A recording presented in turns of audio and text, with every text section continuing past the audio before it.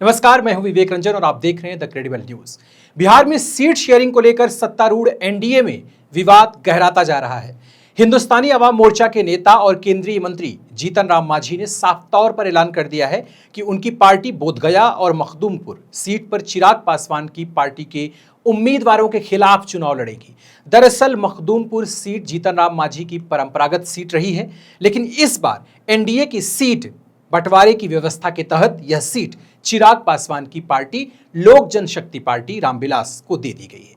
यही नहीं, बोधगया सीट भी एलजेपी के खाते में गई है।